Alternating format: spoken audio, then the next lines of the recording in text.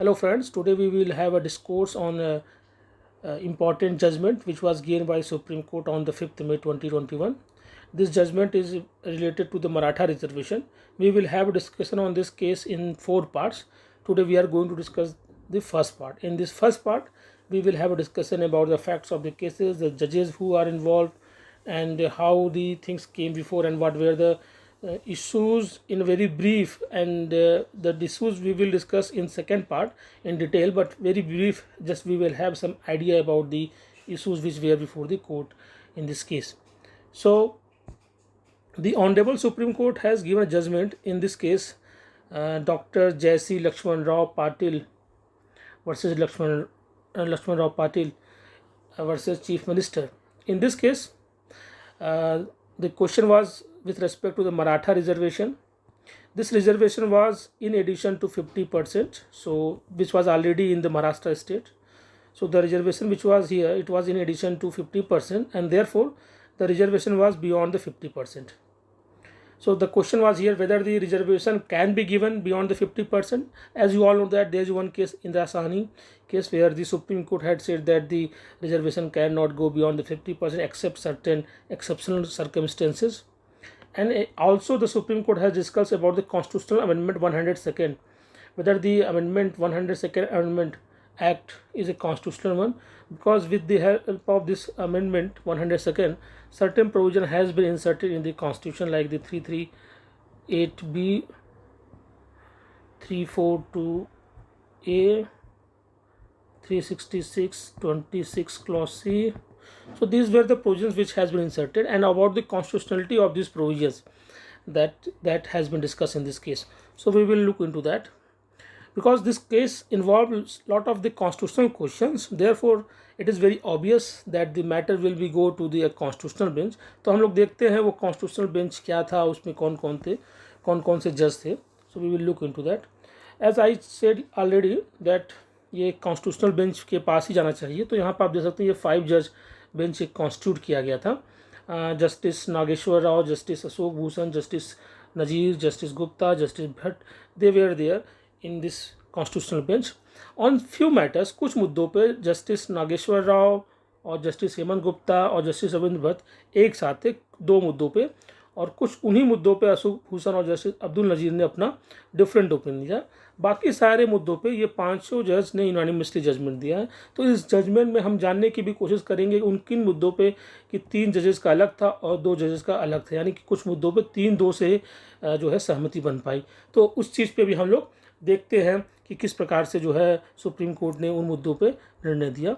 उससे पहले जानने से पहले हम लोगों को इस केस का फैक्ट जानना पड़ेगा कि केस का फैक्ट क्या था.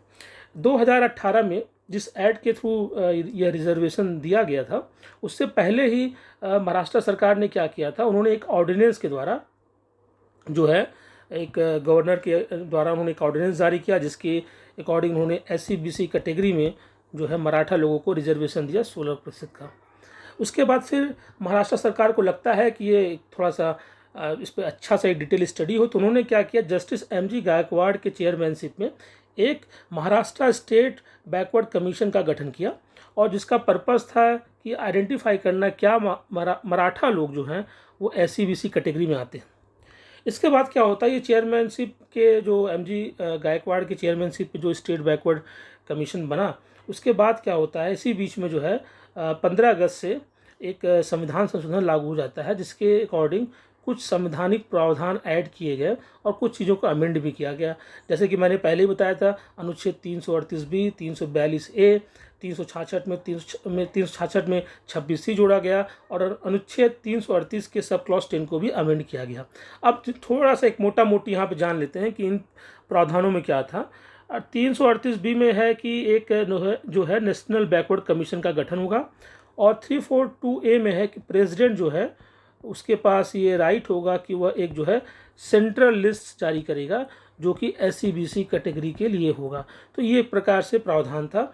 और 366(26C) में कहा गया है कि जो आपको पता है ये 366 जो है एक इंटरप्रिटेशन क्लॉज है कॉन्स्टिट्यूशन में, तो उसमें जो है परिभाषा जो होगी SC/BC का वो 342A के कॉन्टेक्स्ट में होगा. तो ये एक मोटा मोटी हम लोगों ने जान लिया. आगे भी हम इस पर चर्चा करेंगे, क्योंकि इन्हीं चीज़ों पे जो है चर्चा आगे भी हुई है कि क्या ये संवैधानिक प्रावधान ऐड किए गए हैं, क्या ये अनकॉन्स्टिट्यूशनल है, उस पर भी हम लोग आगे देखते हैं। अब क्या हुआ, अब जो है इसी बीच में जो है एक जो है महाराष्ट्र सरकार ने तो गठन किया ही था स्टेट बैकवर्ड कमीशन। उसके बाद जो है बीच में जो है संविधान संशोधन भी होता है और 15 अगस्त से वो लागू भी होता है। अब उसके बाद क्या होता है कि 15 नवंबर 2018 से जो है को जो कमीशन का गठन किया गया था एम जी गायकवाड़ ने, उन्होंने रिकमेंडेशन दिया कि मराठा लोगों को जो है आप जो है इनको जो है एक socially educationally and economically backward class के कैटेगरी में यानी SC/BC कैटेगरी के अंतर्गत जो है आप रिजर्वेशन दे सकते हैं। जैसे ये 15 नवंबर को ये रिपोर्ट आती है, रिकमेंडेशन आता है, वैसे ही महाराष्ट्र सरकार ने एक अधिनियम पारित किया। ये है अधिनियम का नाम, और इस अधिनियम को देखिए तो आपको लग जाएगा कि इस अधिनियम का काम, इसका जो काम है यानी पर्पस जो है वो है कि SC/BC कैटेगरी को जो है शैक्षणिक संस्थाओं में एडमिशन देने के लिए और पब्लिक सर्विसेज और पब्लिक पोस्ट में अपॉइंटमेंट के लिए बनाया गया है। इसका जो इस एक्ट को जो है जो बिल था जिसको बाद में गवर्नर ने असेंट दिया वो 30 नवंबर को दिया। तो आप देखिए 15 नवंबर से ये होता है, आता है रिकमेंडेशन, और 30 नवंबर तक ये अधिनियम आ जाता है। अब आप अगर इस ऐड को देखें ध्यान से तो आपको पता चलेगा। देखिए मैंने यहाँ पे एक स्क्रीनशॉट लगा रखा है, आप स्क्रीनशॉट से इसका जो है जो ऑब्जेक्ट है वो आप यहाँ पे देख सकते हैं कि क्या इसका ऑब्जेक्ट है। तो इसका ऑब्जेक्ट भी वही है जो मैंने पहले ही बताया था कि एडमिशन देने की बात है, सर्विसेज में बात है, और किसको देने की बात हो रही है, SC/BC। तो इस ऐड को हम लोग पॉपुलरली एक महाराष्ट्र SC/BC ऐड के नाम से जानेंगे। तो ये जो महाराष्ट्र SC/BC एक्ट बन के तैयार हुआ, इसको बॉम्बे हाई कोर्ट में चैलेंज किया गया। बॉम्बे हाई कोर्ट में जब ये मुद्दा गया तो बॉम्बे हाई कोर्ट ने कहा कि ये जो कानून है, जो एक्ट बना है, ये जो है एक वैलिड, ये जो है एक वैलिड प्रोविज़न है, और इसके वजह से जो है राज्य को यह पावर है कि जो राज्य जो है वो 15, 4, 5 और इन प्रावधानों में जो है वो जो है 15, 4, 5, 16, 4 में जो है SC/BC कैटेगरी यानी कि कैटेगरी में वो रिजर्वेशन दे सकते हैं मराठा लोगों को। उन्होंने कहा कि जो Maharashtra state board, Maharashtra state backward class commission जो था, ये जो Maharashtra state backward class commission था, इसके बेसिस के रिकमेंडेशन पे हम लोग जो है इनको SC/BC कैटेगरी में रिजर्वेशन दे सकते हैं।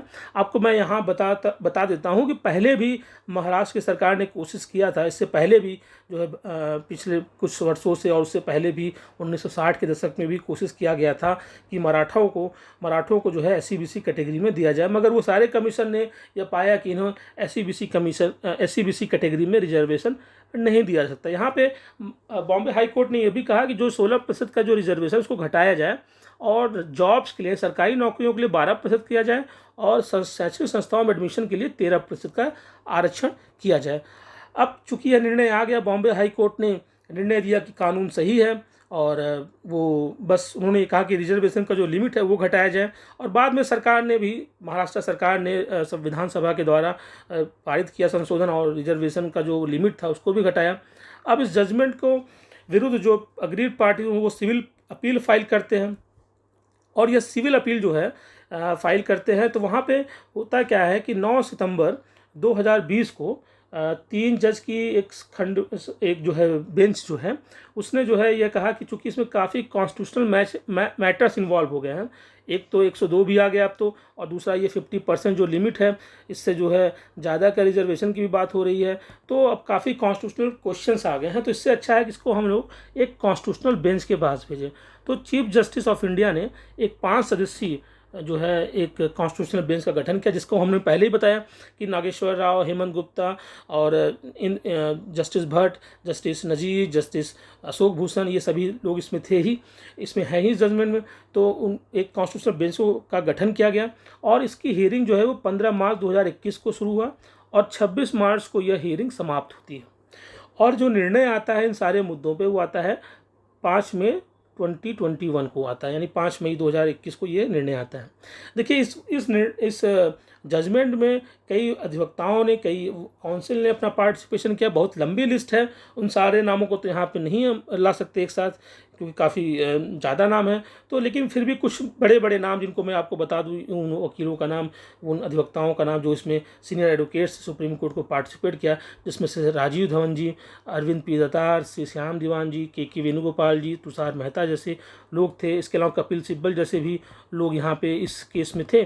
तो इन सभी लोगों ने अपीलेंट की तरफ से और राज्य की तरफ से ये जो है अपनी जो है बात रखी और बहस पे पार्टिसिपेट किया।